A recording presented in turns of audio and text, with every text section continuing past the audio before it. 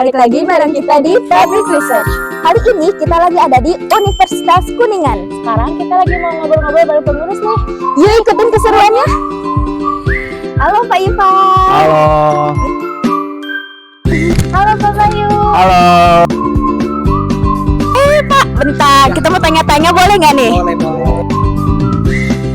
Gimana sih tanggapan Pak Ivan mengenai usaha yang dimulai dari usia dini, usia muda?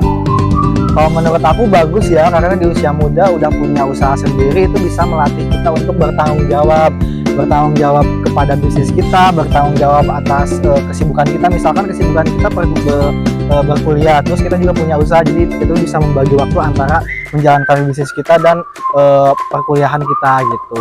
Tanggapan bisnis di usia yang muda itu sangat baik sekali sih.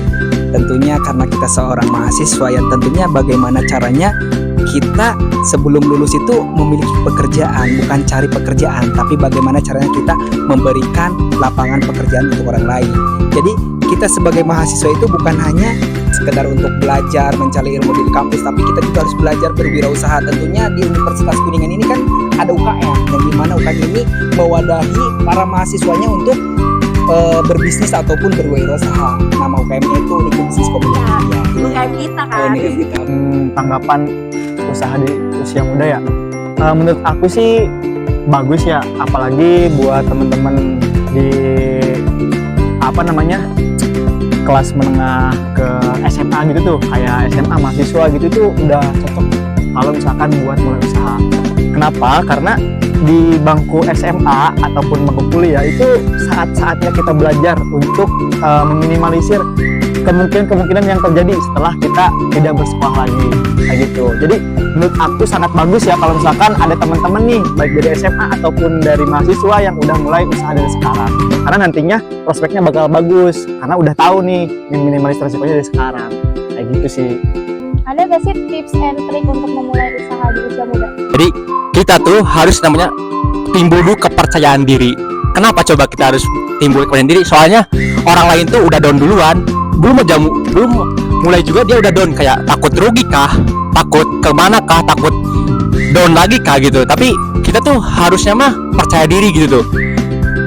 Kita terus bisa membranding diri kita ataupun kayak produk kita ataupun apapun itulah. Jadi biar orang lain tuh pada kenal kepada produk kita gitu deh. Jadi bukan hanya kita memikirkan untung saja, jadi kita juga harus mementingkan apa yang dibutuhkan konsumen, seperti itu. Dan juga ada lagi nih, kita juga harus mengikuti tren-tren dari media sosial, soalnya kan kita ini hidup di zaman digital gitu ya.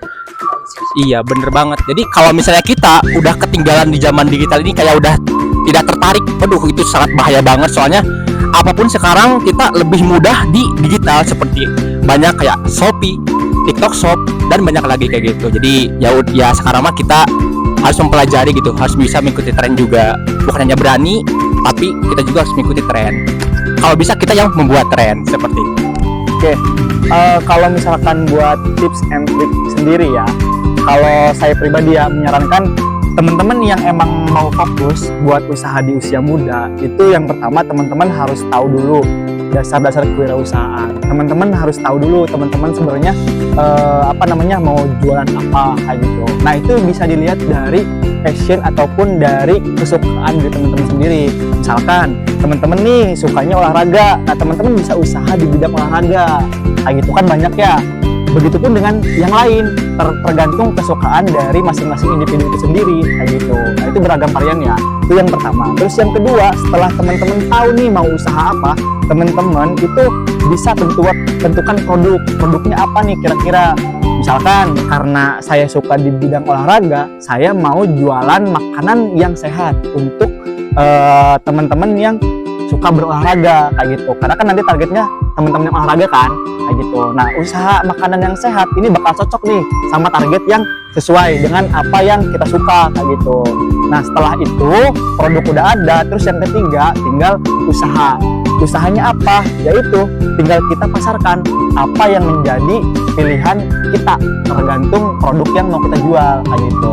Kalau menurut aku sendiri sih tetap confident, terus percaya pada bisnis yang dijalankan, gak usah gengsi, gak usah malu, tetap ya udah menjalankan usahanya dengan yang baik dan benar aja.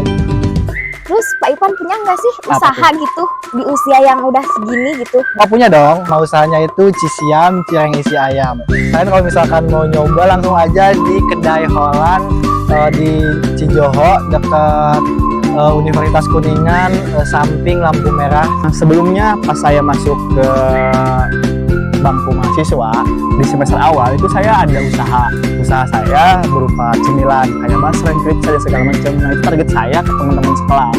Alhamdulillah tuh pada saat itu saya alhamdulillah disenangi usahanya. Dilihat dari antusiasme teman-teman saya yang emang suka terhadap produk yang saya jual kayak gitu. Tapi nggak lama kemudian dari situ saya ada kesibukan lain yang emang mengharuskan saya berhenti untuk jualan.